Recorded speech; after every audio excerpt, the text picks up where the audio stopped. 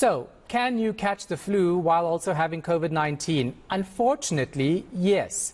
Since both the flu and COVID-19 are respiratory infections, if you get one, you are more susceptible to actually getting the other one. And with winter upon us and COVID cases rising, it may actually get worse. People need to get vaccinated, according to experts. Let's find out more and unpack this further with General Practitioner Doctor Samantha Fee. Doc, thanks for your time. Thanks for coming in. It was somewhat inevitable for us to be dealing with both these viruses, and it's happening. What is Flurona? That's what it's been termed. So Flurona, it's a very nice name. I think Flurona is a term to include influenza, our normal seasonal influenza A and B, and then of course corona. And I'm wondering if the R in the middle is also for RSV, which is another respiratory virus that we're seeing continuing through this spike of all of the other respiratory viruses at this time of the year.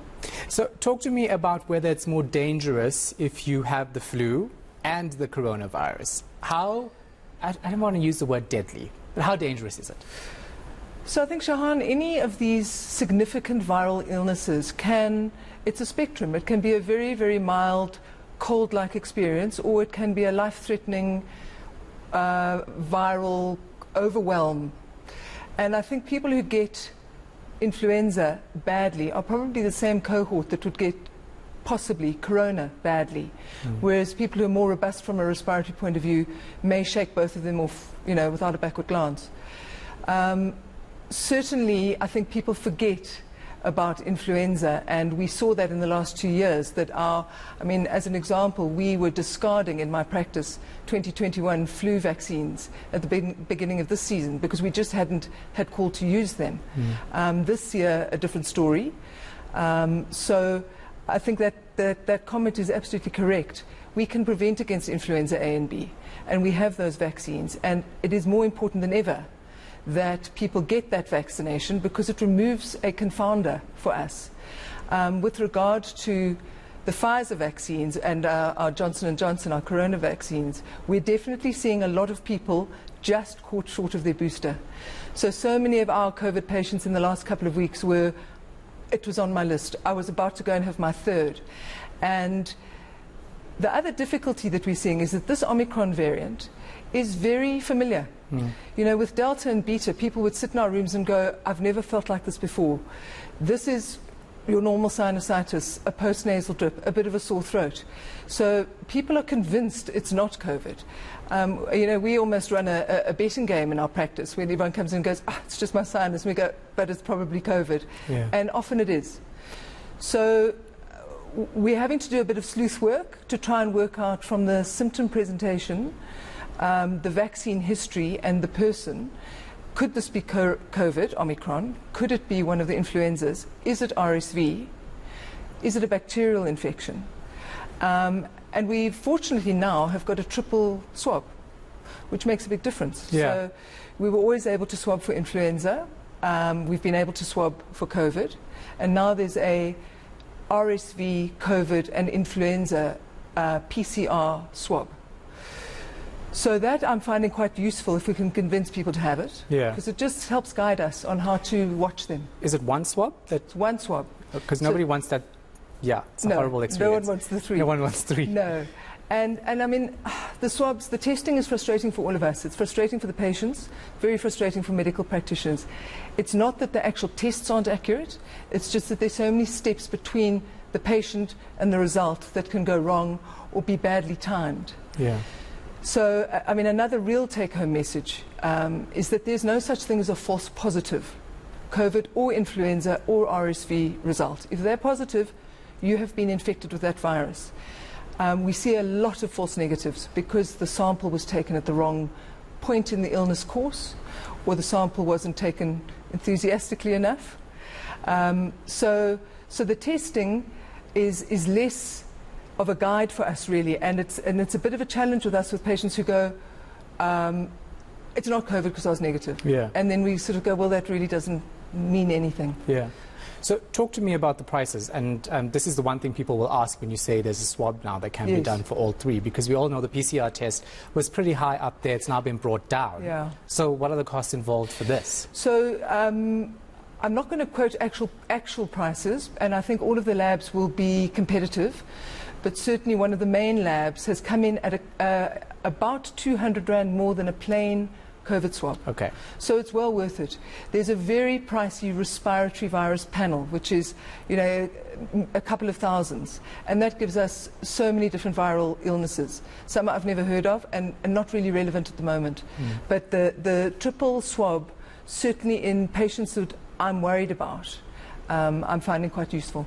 So also when you swab is really important, right? Because you mentioned that you can get a false negative if you go at a certain point. When should you go once you start seeing symptoms? After how many days or hours? Okay, so I mean, you said after symptoms, so that's a very salient point. I think the most important thing is don't go if you haven't got a symptom. It really does not add value to you, the greater community. It burdens the labs and it gives you a false sense of security. And if you don't develop symptoms, great. Doesn't matter how close your encounter was.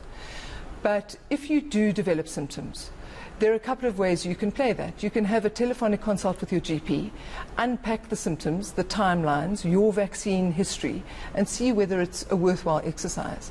Often we're saying, it's not going to change anything. You're doing well, we'll watch you.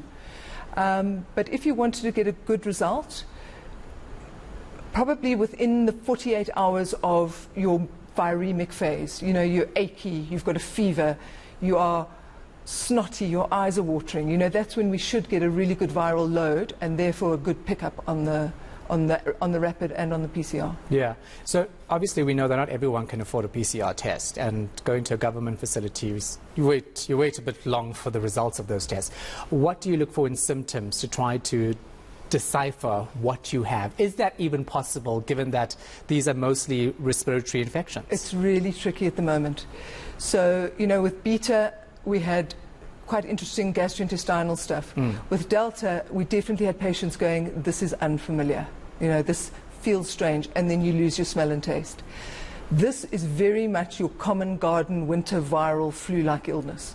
And it can be anything, as I said, from a sinusitis to a sneezy postnasal drip, itchy eyes.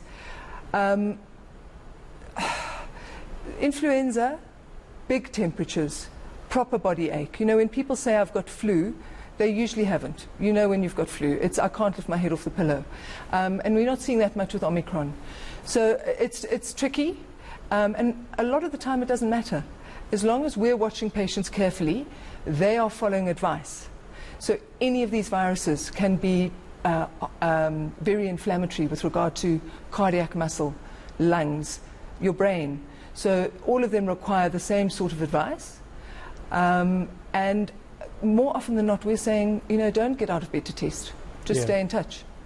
And let's talk about vaccines, because I went for a flu vaccine, and then 2 weeks later I went for my booster. I was totally fine, apart from small side effects on the COVID vaccine. I've also heard some people say, my doctor or the DISCAM said, oh, you can get double vaxxed if you want. Would you recommend that? Absolutely.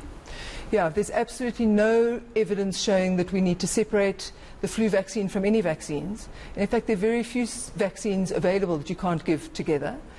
The flu vaccine is not a live vaccine. So the other myth is that the only time I ever got flu is when I had the flu vaccine. Yeah. And it's a coincidence. It's the time of the year and it's the exposure you've had. So certainly I think all medical practitioners are saying, please, it's a quadrivalent, so 4 different strains of influenza this year. And if we looked at the data from, I think, the end of April, of all of those tested, we were looking at, I think, about 35% Omicron, 18% RSV, and 10% influenza A. Now, typically the influenza A will start to rise. We hope the RSV will start to burn out a bit. Omicron, we'll see. So yes, we are definitely busy. I think all of the practices are busy. We haven't got one patient yet that we've thought needed to go into hospital, which is hugely reassuring.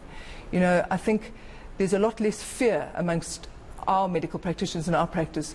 It's just heavy admin and a lot of people. Yeah. Your advice to people who want to say, well, how do I protect myself? What immune boosters do I take at home to make sure I have strong immunity if I am infected by the virus, RSV, or COVID-19? So I think firstly try and not get it. And I think there has been a huge uptake of the I don't need to wear a mask anymore attitude, and I understand. I think, everyone the world over is over it all, but without a doubt, a surgical mask, not a cloth mask, is going to protect us against all of those things. If you have your vaccine, COVID and influenza, pneumonia vaccine if you're vulnerable, and if you happen to get infected, fluids, vitamin C, paracetamol, lots of rest, not an antibiotic. Check in with your doctor. Most of the time it takes a good 7 days to get over it, and everyone gets bored at 5 days and goes, I must have an antibiotic. Not an antibiotic, and just, general measures to look after yourself. That is very interesting, because when I get sick, the first thing I want to take is an antibiotic. But in terms of the fizzy things we put in our water to improve our immune systems, would you recommend that? Does it do anything? So I'm not a huge fan of just regular supplementation and immune boosting. I think the evidence is coming out that if your vitamin D is low, you're not going to have a greatly robust immune system. There is some evidence for vitamin C in the early stages of a viral illness, not prophylactically. So a good diet, lots of green leafy vegetables, vitamin C containing fruits, lots of fluids, and a mask, and a mask, and then a mask again. And a mask. Yeah, no, Sally and I have been questioning this mask thing a lot, especially indoors. But it seems if you wear the right mask, it does more than wearing a cloth mask, and that's what many experts are saying. Absolutely, and I think you've just got to manage your own circle. Yeah. Thank you so much for your time and your insight. Appreciate it. It's a great pleasure. That was General Practitioner Dr. Samantha Fee.